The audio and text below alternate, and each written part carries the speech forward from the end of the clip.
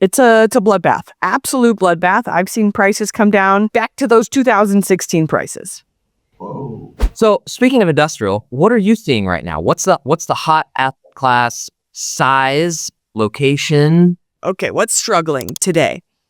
Obviously, your A-class big box, that maybe. I don't want to say the word overdeveloped because I think the long-term outlook for it is totally fine.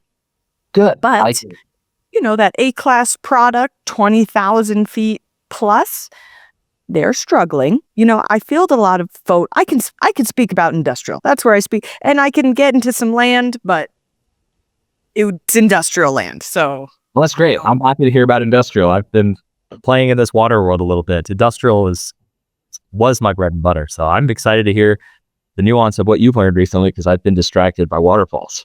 Okay, good. I got you. I like to see what people are saying on the phone. To me, I get the calls and I'm always just like collecting mental data.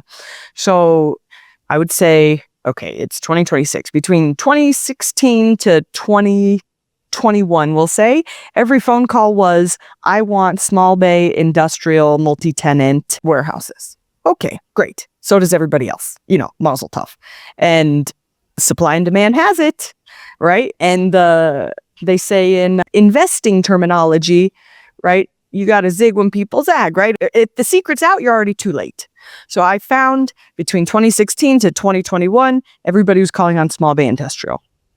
Then between 2021 to 2025, 2026, and this is still existing, but it became the phone calls shifted from small bay multi-tenant industrial to iOS. Everybody wants iOS. I3, low coverage, Outdoor storage, secure fencing, lighting, all the things. And I get it, and I love the product type, but again, when I'm noticing the inventory of the phone call over and over and over, and everybody's looking for the same thing, it kind of sets off the alarm. And it's no secret that there are these multi-billion-dollar funds buying up all the iOS in the country right now. And what the impact of that will be, is a discussion for another time. But I noticed recently my phone calls started changing back to, I want small bay multi-tenant industrial. And even the biggest, I'm talking to big developers who are saying, you know what, we're modifying what we're doing right now. Maybe we built something in Dove Valley and we're sitting vacant, or in DIA and we're still vacant, or up by 25 and we want small bay. So what I'm seeing is a big shift back to small bay. Now on the leasing side, we do a lot of leasing. Thankfully, everything in the small bay up to 0 to 5,000 feet is leasing well. Really, really strong leasing across the Front Range.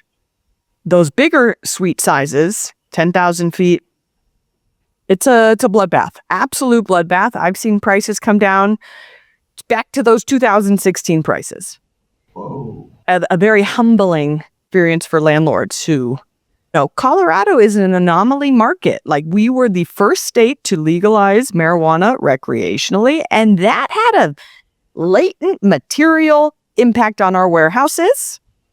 And what I like to say is, the party's over. And now's the hangover of what happens when your rents surge 75% overnight. What goes up can come down. And a lot of real estate owners don't understand that. They think, it goes up, I'm rich. Rents only go up. Rents only up. Right. And so now we're in what I call the hangover, where rents are resetting. And it's an interesting time. So I suppose, it all goes back to the fundamentals. Don't buy real estate poorly. Don't do dumb deals. And you'll be fine. I'm so glad that you mentioned the Colorado legislation with the medical marijuana, or just marijuana in general.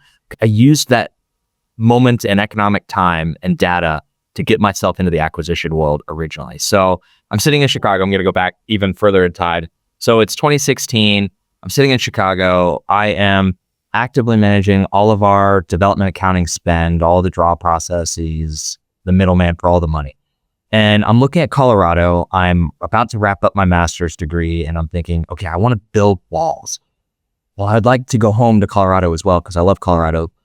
And wow, would you look at that? The data is showing 1% vacancy, just 0.5% vacancy, just absurd absorption and leasing metrics. And it all goes back to the legislation requiring, and I don't recall the exact percentage, but I think it was 30% of your marijuana product that you sell has to be grown yourself in your own facility. Something like that was the rule. And what it did was just jam everybody into the Class B and Class C warehousing that Class A started to get aggressively in demand. And all of a sudden, everybody was wanting to build again because vacancy was on the floor. And so I went to some friends at CBRE and said, hey, I know you don't know me. I'm a new, young nobody, but can you give me some data points? And I went and pitched our CEO and our chairman sitting out in Chicago. And I said, I want to go to Colorado. I want to chase Colorado and the Mountain West. Look at this data. Look at the macroeconomics. How could we fail?